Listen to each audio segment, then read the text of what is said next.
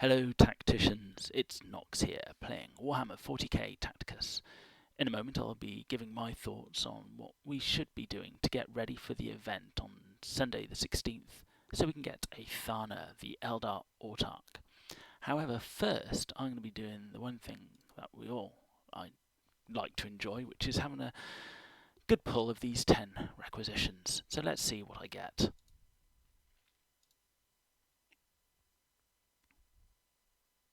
Now, I've no idea what these colours involve, but let's see who we're getting. 10 for Aethana, 7 badges of orbs of some kind, 10 of Ros, 5 of Maladus,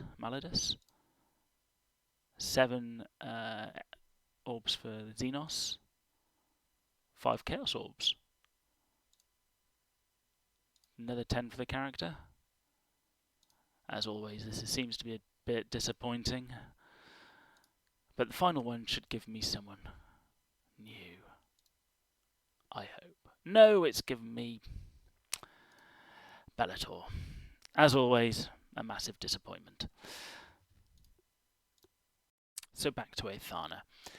What can we do to prepare ourselves for this event? Now, if it follows the same path of all the missions that we've had for Calendis and Roswither, it'll be similar to what we've got on screen at the moment, with 2 lightning winds and 5 melee kills, followed by 5 raided battles, and then 10 kills with the Xenos characters.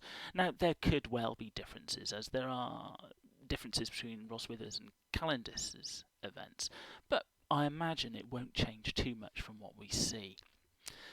So how can we actually get a good start on this? Well, on Saturday night, you could try and get up to your maximum energy to use. Spend some Blackstone, the 50, maybe even the 110, to get you up to around 300 Blackstone, so that when the event starts, you've actually got a stockpile of energy ready to go into these to try and actually get as many of them done in the first day.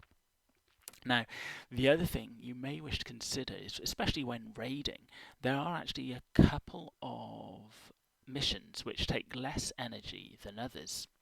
So if we go into the mission tab and we go all the way back to the beginning, now we can discount the training missions, but if you look at number 6, it only takes 3 energy to raid this one. Okay, you won't be getting any drops, but when you consider over a number of battles, it may be worthwhile raiding and getting nothing, rather than actually raiding and trying to get something. Of course, there are some where you can get items which it's only 5 energy instead of 3. Maybe you need the frag grenades to actually do that. So maybe there's a halfway house you can choose between the two. It's also worth noting that when you're playing through the battles, it's worth checking how many waystone fragments, which will be here on the right, that you can actually get for the mission. Normally, if it's a harder battle, you can actually get more waystone fragments than you can for an easy battle. And if you raid, then I believe it'll treat it as if it was done with your last time that you actually played the battle. The one last thing you can do is actually, when going through all the missions, is take note of where you are and what your next mission is. If you've just completed your Win 20 campaign battles and used your abilities 30 times, you know you're going to go into 20 arena battles. So as you're approaching the third part of the mission, make sure you've got enough arena battles to start going into number 4. The one can lead into the next. The faster you make your way through all these missions, the more waystone that you'll get, and the more shards you'll actually get for the character by the end of the journey. Now, I personally used 50 and the 110 Blackstone refreshes for the last event and managed to get Calendis up to 3-star. Will I get 3-star for Aethana? I'm not too sure. I certainly hope so, because Calendis is an absolute fantastic unit. So, what does Aethana actually do? Her active is Swooping Hawk, flies over and deals a wave of damage from an initial melee target to targets up to 2 hexes behind. It does say initial melee target, so it will be interesting to see if you have to be in melee range before you can use this ability. Once she's done all the damage, she lands in the hex directly behind the last target hit, or in the case that hex is occupied, to the closest free hex to it. which is an interesting one because it means you don't actually have to target an empty hex. You could target the last hex and see where she lands up, which would mean a bit of RNG for you, hoping to land in a more beneficial location. The second ability is Path Command. Friendly units within 2 hexes deal an extra 4 damage, and their crit chance, if they have one, is increased by 15%. The Eldari units gain additional damage.